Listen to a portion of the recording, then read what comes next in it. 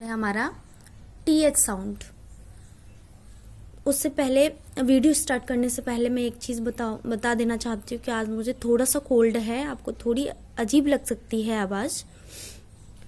तो T H sound हम जब भी पढ़ेंगे केयरफुली पढ़ेंगे, क्योंकि टी एच साउंड थोड़ा चेंज हो जाता है। कहाँ दा बोलना है, कहाँ था बोलना है, ये चीज़ आज हम देखेंगे। कुछ रूल हैं उनको हम पढ़ेंगे। बट अगर आपका बच्चा छोटा है तो मैं सबसे पहले यही ट्रिक बताती हूँ साउंड कराने से पहले, ये रूल्स फॉलो ना करें। अगर छोटा बच्चा है आपका, उसकी रीडिंग इनिशियल है उसका रीडिंग, तो उसको सबसे पहले हम पिक्चर्स के थ्रू बताएंगे, उसके बाद ही हम रीडिंग कराएंगे कोई वर्ड्स की। और ये रूल तो थोड़ा सा जब बच्चा बड़ा हो जाता है जब हमें कराना है, बट जब बच्चा छोटा है आपका, रीडिंग का इनिशियल है, स्टार्टिंग ही है, तो उसको पिक्चर्स के थ्रू पहले बताएं। जैसे ये पिक्चर्स के थ्रू आप देख रहे होंगे, थम है तो बच्चा खुद से वो जानेगा थम। तो द को मैंने जैसे बताया, इसके 2 साउंड होते हैं, तो बच्चे को ये चीज़ नहीं बतानी है इनिशियल में, ये मैं आपको बता रही हूँ। जैसे थ को द और थ 2 पढ़ते हैं इसके साउंड, बट बच्चा छोटा है आपका तो पिक्चर्स का थ्रो पढ़ रहा है, तो थम, thread, thermometer, thick, thin, three. बच्चा छोटा है ना, इसीलिए एक साउंड में बताया गया है इसमें और पिक्चर्स के थ्रू बताया गया है। बट ये थोड़े बड़े बच्चे की बुक है, फर्स्ट क्लास की है ये बुक। जो मैंने पिक्चर्स के थ्रू बताया था वो छोटे क्लास की बुक है, LKG UKG। बट ये बुक फर्स्ट क्लास की है, तो आप इसको रूल भी बता सकते हैं बच्चे को। फर्स्ट क्लास में बच्चा समझदार हो जाता है।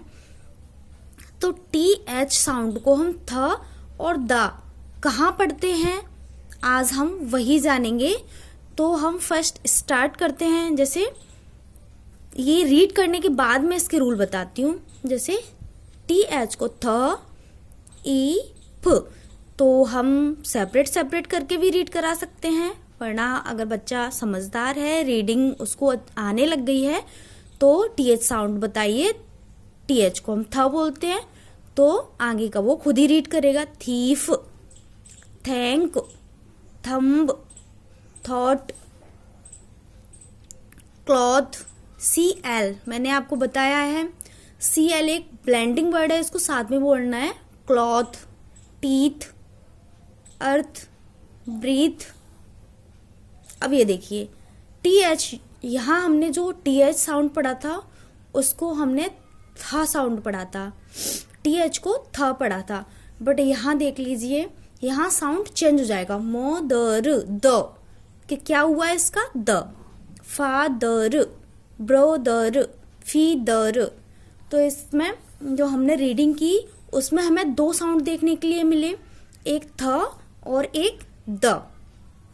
तो आप सबसे पहले ये चीज़ देखिए, TH के बाद क्या है, E, TH के बाद क्या है, E, TH के बाद E, TH के बाद E। तो आपको समझ आ ही गया होगा कि जब भी एंडिंग में TH के बाद एंडिंग में E आता है तो हम वहाँ पर इसका साउंड क्या पढ़ते हैं, द। तो बच्चों को आप बता सकते हैं, बेटा जब भी TH के बाद में E आ जाता है तो हम इसको द पढ़ते हैं।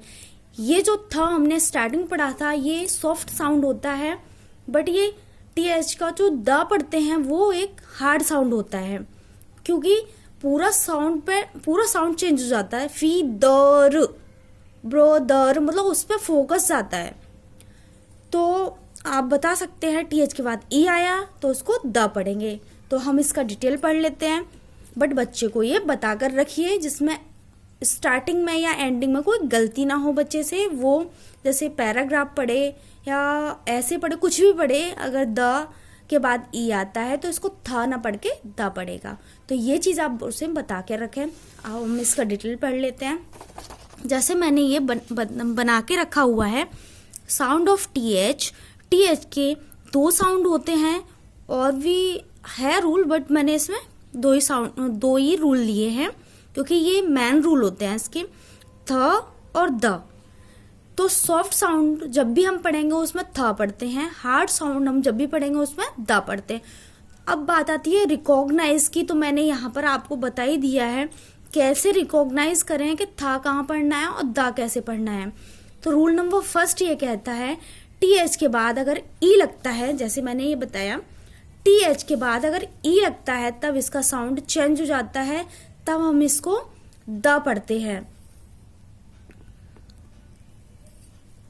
ये एंडिंग रूल है।